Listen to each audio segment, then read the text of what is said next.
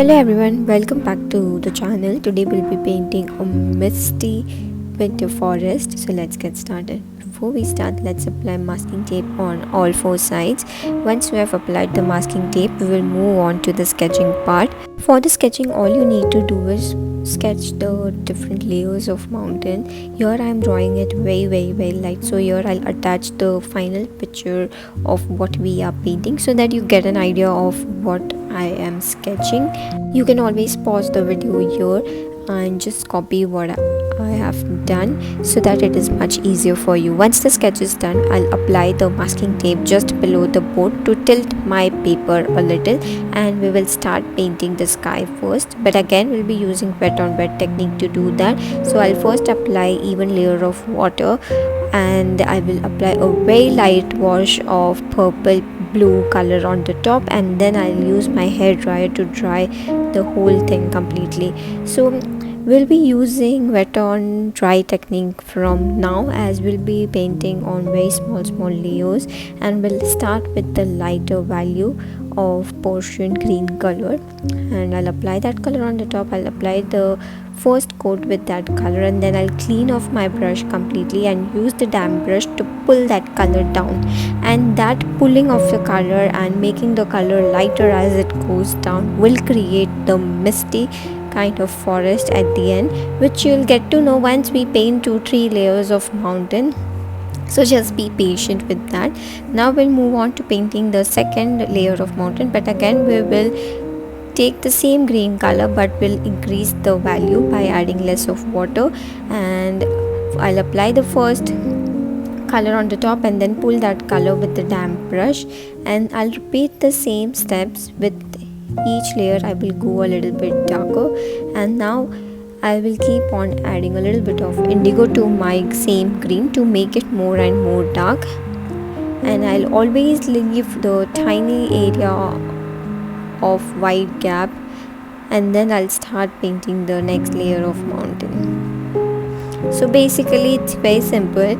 You just have to paint the top portion of the mountain with the color, and then you just have to pull that color down, and you can use wet on wet technique as well to paint that. I will show you how you can do it for the last layer of mountain, but yeah, this is much more comfortable and convenient for me, but you can use either method which you are more confident with.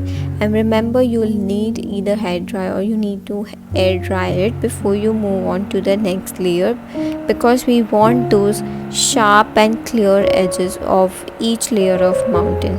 Okay, so again I added a lot of indigo to my Persian green color, and I am painting the fourth layer of mountain.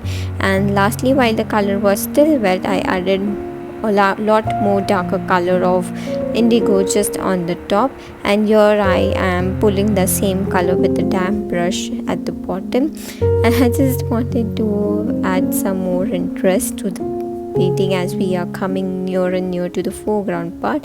So I just added a little bit of yellow ochre while the color was still wet, and then I'm starting to add lots of tiny little pine trees on top of that mountain. Again, painting pine trees is very simple. Just draw the straight line and start drawing small strokes on both the ends, and start from smaller strokes, and once you go downwards, increase the size of the stroke. Make sure that the trees are in a triangular form, that is narrower at the top and broader at the bottom. Now let's try wet on wet technique. So what I did is I just applied even layer of water just at the bottom, and now I will paint the mountain on top of it, and you will see those edges would automatically blend because the underneath layer has a bit of water, which makes a lot easier for you to pull the color down. And yeah, sometimes what happens is when you are applying the first layer of mountain, the edges gets dried off. So to avoid that, you can always apply a even layer of water at the bottom so that you don't get those harsh edges, because once the color dries in watercolor, it is very difficult to blend. So it's better to apply even layer of water just at the bottom, and once you have done the top of the mountain, the edges would automatically blend in. Okay, So once that is done, we'll start painting the pine trees. This time we will paint taller trees as we are coming near and near to the foreground part. Alright, now let's paint the final layer of mountain and pine trees. So this time I will just use straight away indigo color, and we'll paint the final layer with that color, and we'll also add pine trees using that same color on the top. Right, now it's time to add lots of flying birds. So I'll switch to the smallest brush which I have, and I'll start painting those tiny little birds which are flying in between the mountain. So you see those wide gaps between the mountain act as a mist. So it is very important for you to leave that wide gap in between to make it look like a misty pine forest.